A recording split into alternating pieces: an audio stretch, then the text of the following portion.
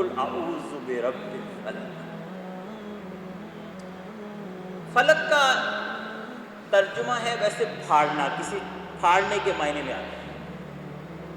تو علماء یہ بھی کہتے ہیں کہ ہر چیز کسی دوسری چیز کے اندر سے وجود پاتی ہے، دن رات کے اندر سے وجود پاتے ہیں۔ نباتات زمین کا سینہ شق کر کے ظاہر ہوتی ہیں، پہاڑوں کے دامن سے چشمے جاری ہوتے ہیں، ندیاں، نالے اور آبشاریں بہتی ہیں۔ تو ہر چیز کسی دوسری چیز، تو وہ اس ہستی کی پناہ میں آتا ہوں جو ہر چیز کا رب ہے اور ہر چیز کو عدم کے پردے سے نمودار کرتا ہے، اس پروردگار کی پناہ میں۔ بات سمجھ؟ قل اعوذ برب الفلق من شر ما خلق۔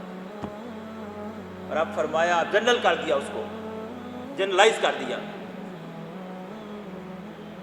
کہ ہر اس چیز کے شر سے اللہ کی پناہ میں آتا ہوں جسے اس نے پیدا کیا۔ اس نے یہ نہیں کہا کہ میں شر ہر اس شر سے پناہ مانگتا ہوں جو اللہ نے پیدا کیا، یہ نہیں کہا۔ شر کی پیدائش کی نسبت اللہ کی طرف نہیں کی، شر کی نسبت اللہ کی مخلوق کی طرف کی۔ بس اللہ نے انسان بنایا نا، اب انسان سے خیر کا ظہور بھی ہوتا ہے اور انسان سے شر کا ظہور بھی ہوتا ہے۔ مخلوقات کے اندر سے شر کا ظہور اس لیے ہوتا ہے کہ سراپا خیر، بے عیب، وہ فقط اللہ کی ذات ہے۔ سبحان اللہ و بحمدہ، سبحان اللہ۔ تو کہا کہ جتنی مخلوقات ہیں، من شر ما خلق، وہ انسان ہیں، وہ جن ہیں، وہ چرند ہیں، وہ پرند ہیں، وہ ویرانے ہیں، وہ شہر ہیں، وہ دوست ہیں، وہ دشمن ہیں، وہ نظر آتے ہیں، وہ نظر نہیں آتے، وہ ظاہر میں ہیں، وہ باطن میں ہیں، وہ قریب ہیں، وہ دور ہیں، وہ ایک ہے، وہ ہزاروں میں ہیں، وہ لاکھوں میں ہیں، وہ فرد ہے، وہ ادارہ ہے، وہ گروہ ہے، وہ قوم ہے، وہ فوج ہے، وہ کوئی ہے، سب اسی کی مخلوقات ہیں۔ پروردگار میں ساری مخلوقات کے شر سے تیری پناہ میں آتا ہوں، اس لیے کہ جن مخلوقات کو تو نے تخلیق کیا ہے ان کے شر سے تو ہی بچا سکتا ہے، کہ تو ان سے نبٹ سکتا ہے، میں نہیں نبٹ سکتا۔ اس میں اپنی عاجزی کا اظہار بھی، اور عاجزی ہی نہیں، یہ حقیقت بھی ہے، یہ حقیقت بھی ہے کہ دنیا میں جتنے فتنے اور شر ہیں، اگر بندہ مومن اللہ کی پناہ میں نہ آئے تو خود ان سے نبٹ نہیں سکتا، خود ان کا مقابلہ نہیں کر سکتا۔ اس لیے کہتے ہیں لا حول ولا قوت الا باللہ، کوئی نیکی اللہ کی توفیق کے بغیر میں نہیں کر سکتا، اور کسی شر سے اللہ کی مدد کے بغیر میں نہیں بچ سکتا۔ لا حول ولا قوت الا باللہ۔ تو ہم ہر اس چیز کے شر سے اللہ کی پناہ میں آتے ہیں جو اس نے پیدا کی۔ وَمِن شَرِّ غَاسِقٍ إِذَا وَقَبَ، غاسق کہتے ہیں جب خوب اندھیرا چھا جائے، وقاب جب چھا جائے۔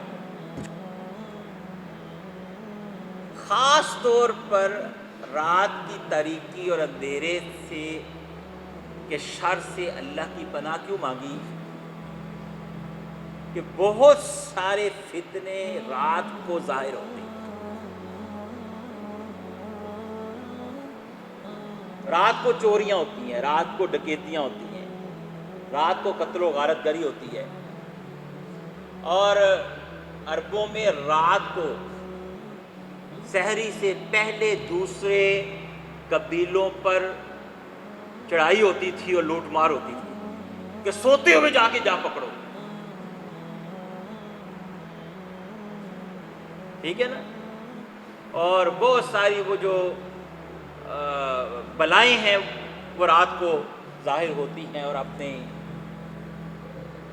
شر سے تکلیف دیتی ہیں۔ اس لیے خاص طور پر رات کی تاریکی سے پناہ مانگی جبکہ وہ گہری ہو جائے، چھا جائے۔ وَمِن شَرِّ غاسق اذا وقب، اور رات کے اندھیرے سے اللہ کی پناہ میں آتے ہیں جبکہ وہ چھا جائے، اندھیرے کے شر سے۔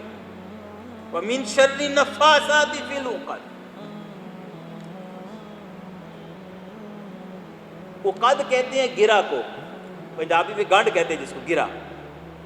نفاسات کہتے ہیں پھونکے مارنے والیاں، جادوگرنیاں۔ تو جادو کا جو عمل ہوتا ہے وہ گرہیں باندھ کر پھونکے مارنا، یہ اس کے لیے استعارہ ہے کہ جادو جو سفلی علوم ہے تو عموماً وہ بالوں کو گرا دیتے ہیں، وہ دھاگوں کو گرا دیتے ہیں، وہ گانٹھیں دیتے ہیں اور وہ کچھ پڑھتے جاتے ہیں، اور اس کے بعد پھر اس کو کہتے ہیں اس کو کہیں ان کے گھر دبا دو، وہاں رکھ دو، وہاں رکھ دو۔ یہ اس کا ایک طریقہ ہے ان کا۔ تو جو سفلی علوم ہیں، جو جادو والے علوم ہیں اور جادو کرنے والیاں، پھونکے مارنے والیاں یا والے، ان جادوگروں اور جادوگرنیوں سے پروردگار کی پناہ میں آتا۔ اور یہاں یہ بات ذہن میں رکھیں، جادو کرنا اور جادو کرانا حرام ہے، کفر ہے۔ جادو کرنا، جادو کرانا حرام ہے اور کفر ہے، اس کی جادو۔ اور یہ جو لکھا ہوتا ہے نا، وہ جگہ جگہ دیواروں پہ وہ یہ اشتہار لگے ہوتے ہیں، اور وہ کہ آئیں جناب ہم ہر کام کا علاج ہر چیز کا علاج، محبوب آپ کے قدموں میں ہے، دشمن اندر، فلاں چیز فلاں چیز فلاں چیز، یہ سب حرام۔ جادو کی حقیقت ہے، جادو ایک حقیقت ہے، سفری علوم ایک حقیقت ہے، ان کی تاثیر ہے، جیسے اللہ کے کلام کی تاثیر ہے، اچھی چیزوں کی اچھی تاثیر ہے، بری چیزوں کی بری تاثیر، ان کی حقیقت ہے۔ جیسے شراب کی ایک حقیقت ہے کہ شراب کا وجود ہے لیکن شراب حرام ہے، اس طرح جادو اور سفری علوم کی حقیقت ہے لیکن حرام ہے۔ بات سمجھے؟ کیا ہے؟ حرام ہے۔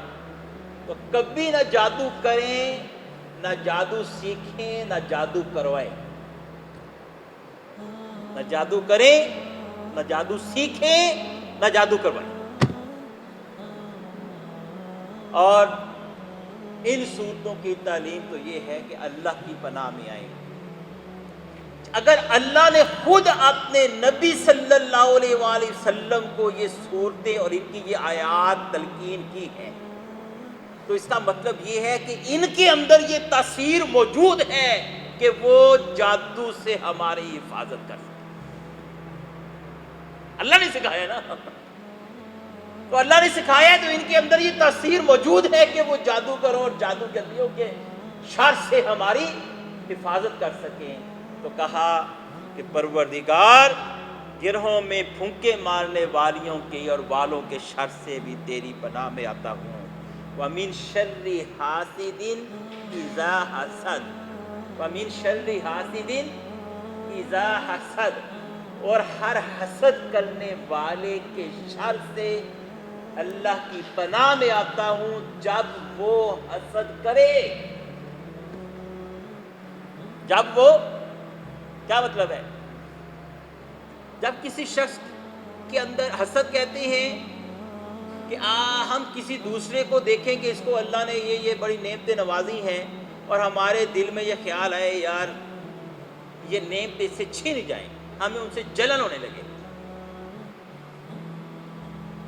تو وہ جلن جو ہے نا آہستہ آہستہ آہستہ بغض بن جاتی، کینہ بن جاتی ہے،